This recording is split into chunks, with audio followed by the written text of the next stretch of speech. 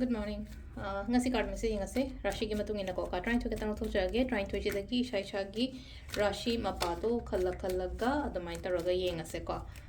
Rashi tara ni thoi card tara ni thoi ko to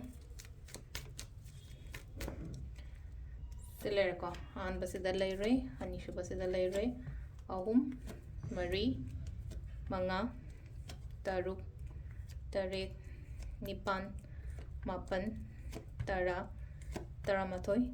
taranithoy khwai han bako khwai han base ko gi mesh rashi gi oidoni ko mesh rashi gi na kari message la ka pe jeng ase mesh rashi gi na silai se khudong chawa gumba kai gumba khara makal khara lak ba ko amatang na taba manga tor kum lak ko thabai khang oiro phabo oiro thabak oiro mateng oiro natraga aina tawba ya ba keno ma hai dar ko makal khara lak ani ko phajana khalaga choose toroga lobiu ko ani shu basina silai se hai dar ko hadi celebrations ki mode ma la ko celebrations means hai dar thaba amato matam da mai pa aga celebrate to ina ko sisna ko na brish rashi ko mesh rashi re brish re matang se mithun ko mithun rashi gi ina sida ina ngarga leiba pot se results se positive oina la o haiba gi dumai taro khara lere ko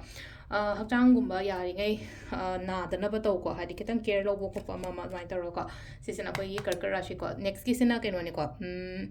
sing rashi khona ga da ba numit haiba do oi ko hadi challenging kari kra kaina gi na wakan katang nuai ta ba ko ta ba dumai taro lai ko hadi wakan nuai ta ba har ga negativity gumba kai gumba am la ko do ko aduga to lagi na hadi mi on the health gumba to ko engon da amuke hena phagani ko sida su chama na guide toba sida na mo bridge rashi na guide toroga hadi aina guide tor thabeng hang to kon bo kholan mai toroga next kisina khoi gi kaino oire ko kaino ra khoi gi dhanu rashi gi oina sile se katang delay oiba stuck toroga laiba khotpa kitang pain daba nuai taba khotaba dum bakha lai gani ko hadi aina oihani duga hadi oithori duga katang chana daba mai toroga